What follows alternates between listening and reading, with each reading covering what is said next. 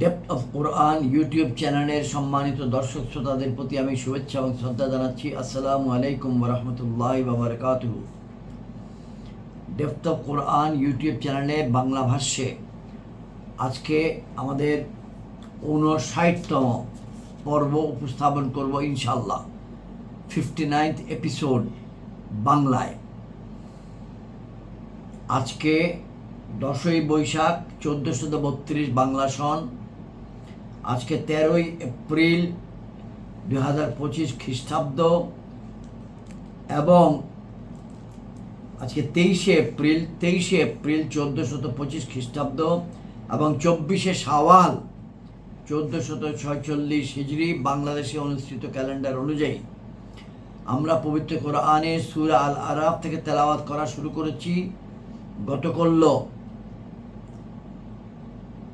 22শে April তারিখে আমরা 2টি পর্ব উপস্থাপন করেছি।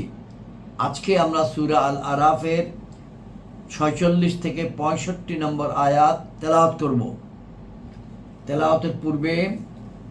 মূল তেলাওয়াতের পূর্বে আমরা সূরা আল আরাফ সম্বন্ধে একটুখানি জেনে নেই। সূরা আল আরাফ এবং সূরা আনআম মক্কি যুগের প্রায় একই সময়ে নাজিল হয়েছে, অর্থাৎ একটি আগে এবং আরেকটি পরে। আর দুটি সূরা নাজিলের হেতু প্রায় একই, মানুষকে রিসালাতের উপর ঈমান আনতে উৎসাহিত করা। তবে দুটো সূরার মধ্যে একটি পার্থক্য আছে।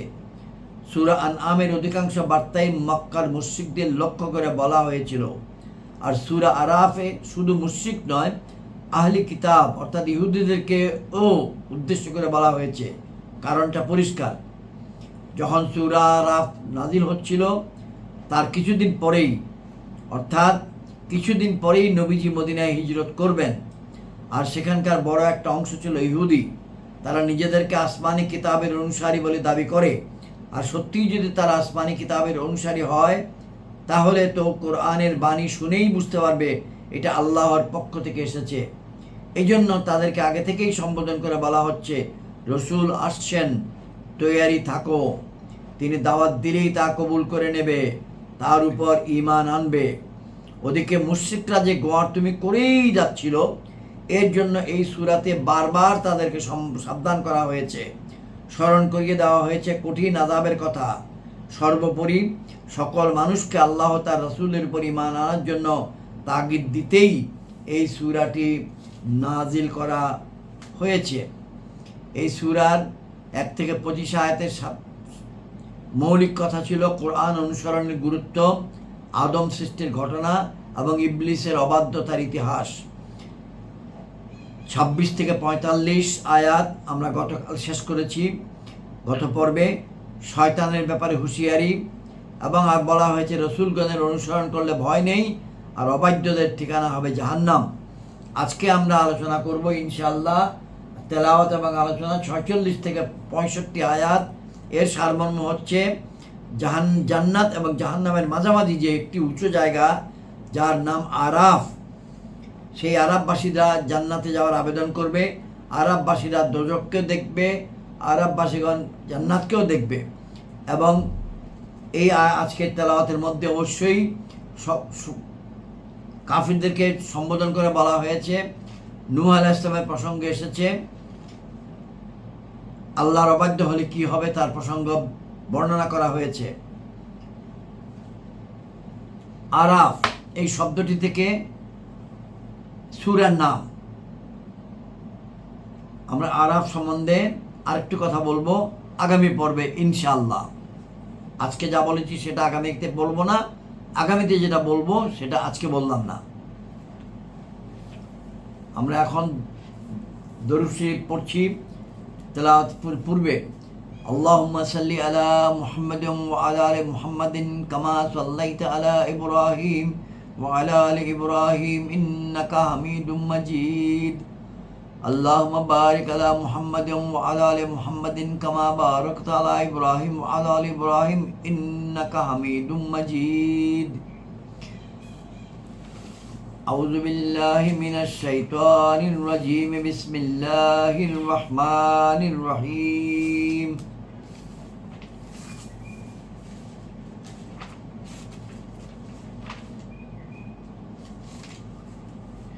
وبينهما حجاب وعلى الأعراف رجال يعرفون كلا بسيمهم ونادوا أصحاب الجنة أن سلام عليكم لم يدخلوها وهم يطمعون وإذا صرفت أبصارهم تلقاء أصحاب النار قالوا ربنا لا تجعلنا مع القوم الظالمين ونادى أصحاب الأعراف رجالا يعرفونهم بسيمهم قالوا ما أغنى عنكم جمعكم وما كنتم تستكبرون أهؤلاء الذين أقسمتم لا ينالهم الله برحمة ادخلوا الجنة لا خوف عليكم ولا أنتم تحزنون ونادى أصحاب النار أصحاب الجنة أن أفيضوا علينا من الماء أو مما رزقكم الله قالوا إن الله حرمهما على الكافرين الذين اتخذوا دينهم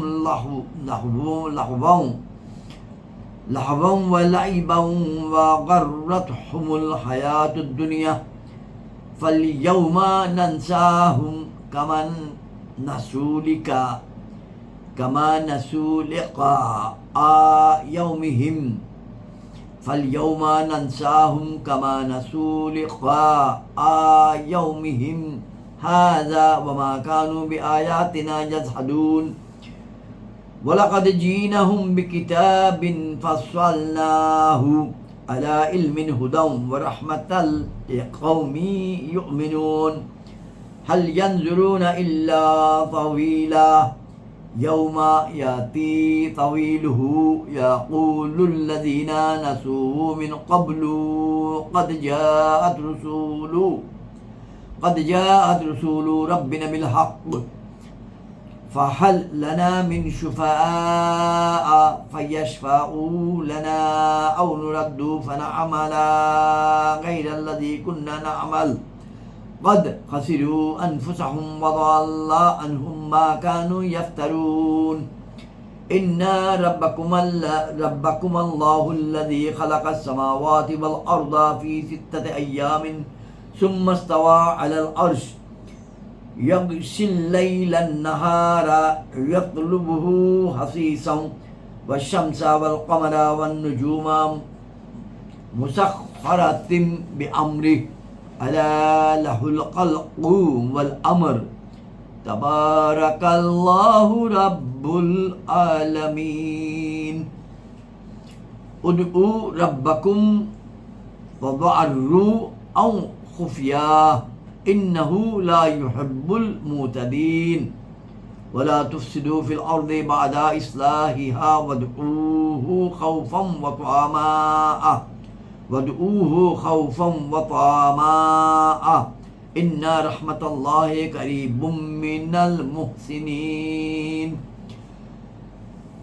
وهو الذي يرسل الرياح بشرا بين يدي رحمته حتى إذا أقلت سحابا ثقالا سقناه لبلد ميت فأنزلنا به الماء فأخرجنا به من كل الثمرات كذلك نخرج الموتى لعلكم تذكرون والبلد الطيب يخرج نباته بإذن ربه والذي خبث لا يخرج إلا نقدا كذلك نصرف الآيات لقوم يشكرون لقد أرسلنا نوحا إلى قومه فقال يا قوم اعبدوا الله ما لكم من إله غيره إني أخاف عليكم عذاب يوم عظيم قال الملأ من قومه إنا لنراك في ضلال مبين قال يا قوم ليس بي ضلالة ولكني رسول من رب العالمين উবাল্লিগুকুম রিসালাতি রাব্বি ওয়া আনসাহু লাকুম ওয়া আলামু মিনাল্লাহি মা লা তা'লামুন আওয়া আজিবতুম আন জাআকুম যিকরুম মিন রাব্বিকুম আলা রাজুলিম মিনকুম লিয়ুনজিরাকুম ওয়া লিতাত্তাকু ওয়া লাআল্লাকুম তুরহামুন فكذبوه فأنجيناه والذين معه في الفلك وأغرقنا الذين كذبوا بآياتنا إنهم قوما أمين إنهم كانوا قوما أمين وإلى عادنا أخاهم هدى قال يا قوم اعبدوا الله ما لكم من إله غيره أفلا تتقون صدق الله المولانا العظيم وصدق رسوله النبي الكريم এখন আমরা 58তম পর্বে যা তেলাওয়াত করলাম তার বাংলা অর্থ পড়ছি। আমরা পড়ছি যে কিতাব থেকে, সেটি হলো তরজমায়ে কোরআন কানজুল ঈমান, যেটি করেছেন আলা হযরত ইমাম মুহাম্মদ আহমদ রেজা খান বেরলভী রহমতুল্লাহ আলাইহি, ও তাফসীর নূরুল ইরফান, যেটি করেছেন হাকিমুল উম্মত আল্লামা মুফতি আহমদ ইয়ার খান নঈমী রহমতুল্লাহ আলাইহি, এবং এই দুইটির সমন্বয়কৃত বঙ্গানুবাদ করেছেন মাওলানা মুহাম্মদ আব্দুল মান্নান, চট্টগ্রাম নিবাসী। আমরা শুরু করব আয়াত 46 থেকে। গতকালকে 45 আয়াতে আমরা শেষ করেছিলাম 58তম পর্ব। সেখানে 45 নম্বর আয়াতে বাংলা অর্থটা দিয়ে আবারও আজকে শুরু করি। 45, যারা আল্লাহর পথে বাধা দেয়, তাতে বক্রতা অনুসন্ধান করে এবং পরকালকে অস্বীকার করে, এবং জান্নাত ও দোজখের মধ্যখানে একটি পর্দা আছে, ওয়া বাইনাহুম হিজাব, হিজাব মানে পর্দা, এবং আরাফে কিছু লোক থাকবে। আরাফ মানে উঁচু স্থান, যার ব্যাখ্যা আমরা শুরুতে বলেছি। আরাফে কিছু লোক থাকবে যারা উভয় দলকে তাদের চিহ্নগুলো দ্বারা চিনবে, কে সৎলোক ছিল, কে ভালো মানুষ ছিল, ইবাদতকারী ছিল, আর কে ছিল না, কে কুফর ছিল, মুশরিক ছিল, তাদেরকে চিনবে। এবং তারা জান্নাতবাসীদেরকে সম্বোধন করে বলবে, শান্তি বর্ষিত হোক তোমাদের উপর। এরা জান্নাতে প্রবেশ করেনি, অথচ সেটার আকাঙ্ক্ষা রাখে। এবং যখন তাদের দৃষ্টি দোজখবাসীদের প্রতি ফিরবে, তখন তারা বলবে, হে আমাদের রব, আমাদেরকে জালিমদের সঙ্গে করো না। রব্বানা লা তাজআলনা মাআল কওমিজ জালিমিন, হে আমাদের রব, আমাদেরকে জালিমদের সঙ্গী করো না। আয়াত 48, এবং আরাববাসীগণ কিছু সংখ্যক লোককে, যাদেরকে তাদের চিহ্নসমূহ দ্বারা চিনবে, সম্বোধন করে বলবে, তোমাদের কি কাজে আসলো তোমাদের দল এবং যে অহংকার তোমরা করতে। 49, এরা কি ওই সব লোক যাদের সম্বন্ধে তোমরা শপথ করে বলতে, আল্লাহ তাদের প্রতি কোনো দয়াই প্রদর্শন করবেন না। তাদেরকে বলা হলো, জান্নাতে প্রবেশ করো, তোমাদের না আছে কোনো ভয়, না আছে কোনো দুঃখ। আয়াত 50, এবং দোজখবাসীরা জান্নাতবাসীদেরকে সম্বোধন করে বলবে, আমাদেরকে তোমাদের পানির কিছু ছিটাফোঁটা দাও, অথবা ওই খাদ্য থেকে যা আল্লাহ তোমাদেরকে প্রদান করেছেন। বলবে, নিশ্চয়ই আল্লাহ এই দুটিকে কাফিরদের উপর হারাম করেছেন।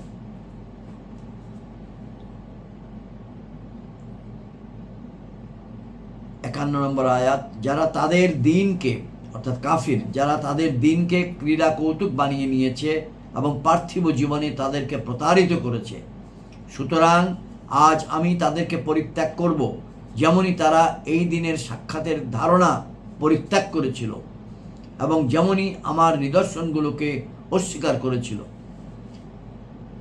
এবং নিঃসন্দেহে আমি তাদের নিকট এমন এক কিতাব নিয়ে এসেছি, যাকে আমি এক মহাজ্ঞান দ্বারা বিস্তারিতভাবে সুবিন্যস্ত করেছি, হিদায়াত ও রহমত ইমানদারদের জন্য। 53 নম্বর আয়াত, তারা কিসের পথ দেখছে, কিন্তু সেটারই যে এই কিতাবের বর্ণিত পরিণাম সম্মুখে আসবে। যেদিন ওটার বর্ণিত পরিণাম সংঘটিত হবে, সেদিন বলে উঠবে ওই সব লোক যারা ওঠার কথা পূর্বে ভুলে গিয়েছিল, তারা বলে উঠবে, নিশ্চয়ই আমাদের রবের রসুলগণ সত্যবাণী নিয়ে এসেছিলেন। সুতরাং আমাদের কি কোনো সুপারিশকারী আছে যারা আমাদের পক্ষে সুপারিশ করবে? অথবা আমাদেরকে কি পুনরায় ফিরে যেতে দেওয়া হবে যেন আমরা পূর্বের কৃতকর্মের বিপরীত কাজ করি? নিঃসন্দেহে তারা নিজেদের প্রাণকে ক্ষতির মধ্যে নিক্ষেপ করেছে, তাদের নিকট থেকে হারিয়ে গিয়েছে যা অপবাদ তারা রচনা করত। আয়াত 54, অত্যন্ত সুপরিচিত আয়াত, বিখ্যাত আয়াত, বহুল আলোচিত আয়াত। নিশ্চয়ই তোমাদের রব আল্লাহ, যিনি আকাশমণ্ডলী ও পৃথিবী 6 দিনে সৃষ্টি করেছেন, অতঃপর আরশের উপরে ইস্তেওয়া ফরমান। ইস্তেওয়া শব্দের অর্থ সমাসীন হন, যেমনই তার জন্য শোভা পায়। রাত দিনকে একটাকে অপরটা দ্বারা আচ্ছাদিত করেন, যাতে সেটার পেছনে দ্রুত সংলগ্ন হয়ে আসে, এবং সূর্য, চাঁদ ও নক্ষত্র রাজি সৃষ্টি করেছেন, সবই তার নির্দেশ মেনে চলতে বাধ্য। শোনো, তারই হাতে রয়েছে সৃষ্টি করা এবং নির্দেশ দেওয়া। আল্লাহ বড়ই বরকতময়, যিনি রব সমগ্র সৃষ্টি জগতের। তাবারাকাল্লাহু রাব্বুল আলামিন। ছোট্ট একটি নোট,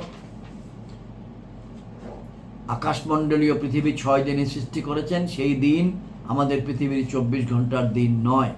আলাদা আলোচনা হবে কোনো এক সময় ইনশাআল্লাহ। 55 নম্বর আয়াত, স্বীয় রবের দরবারে দোয়া প্রার্থনা করো বিনীতভাবে এবং গোপনে। উদউ রাব্বাকুম তাদাররুআন ওয়া খুফিয়াত ইন্নাহু লা ইউহিব্বুল মুতাদিন। স্বীয় রবের দরবারে দোয়া প্রার্থনা করো বিনীতভাবে এবং গোপনে, অর্থাৎ আল্লাহর কাছে দোয়া মোনাজাত করার সময়, প্রার্থনা করার সময় বিনীতভাবে করতে হবে এবং গোপনেও করতে হবে। প্রকাশ্য করা যাবে না, সেটা নিষেধাজ্ঞা এখানে নাই।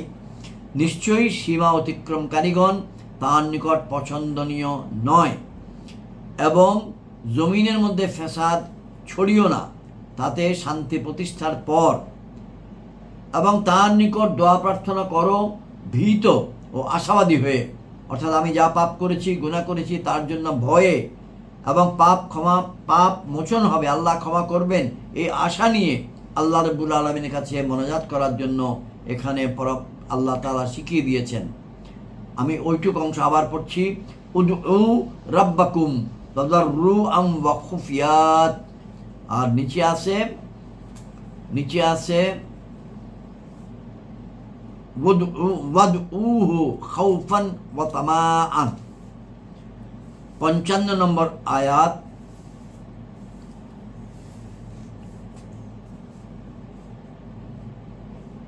নিশ্চয়ই আল্লাহর দয়া সৎকর্মপরায়ণদের নিকটবর্তী। নিশ্চয়ই আল্লাহর দয়া সৎকর্মপরায়ণদের নিকটবর্তী।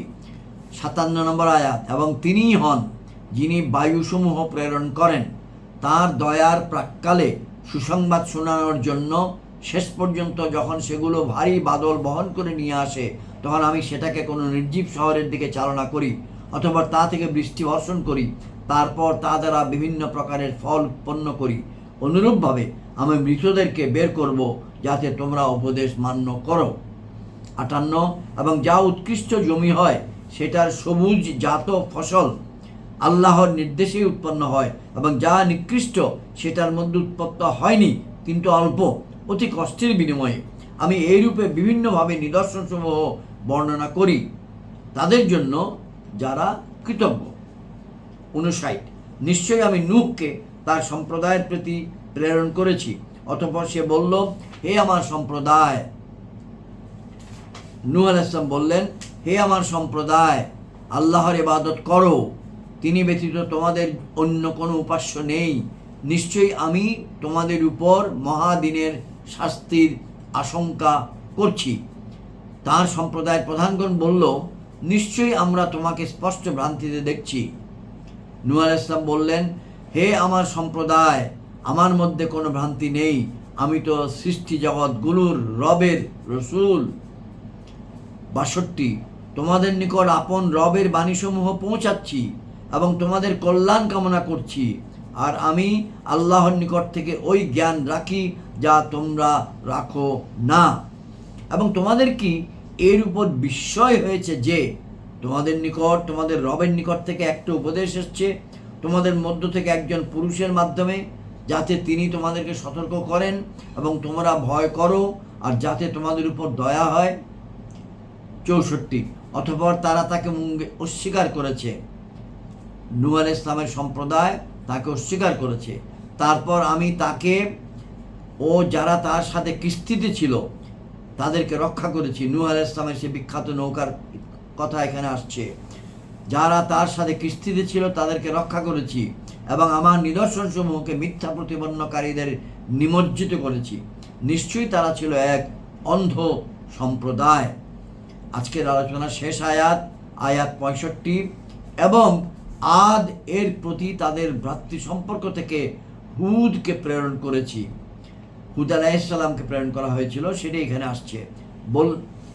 বলল, হে আমার সম্প্রদায়, অর্থাৎ হুদ আলাইহিস সালাম তার সম্প্রদায়কে বললেন, হে আমার সম্প্রদায়, আল্লাহর ইবাদত করো, তিনি ব্যতীত তোমাদের অন্য কোনো উপাস্য নেই, তবে তোমাদের কি ভয় নেই? আজকের আলোচনা এখানে শেষ। এখান থেকে আমরা পরবর্তী পর্বের আলোচনা শুরু করব।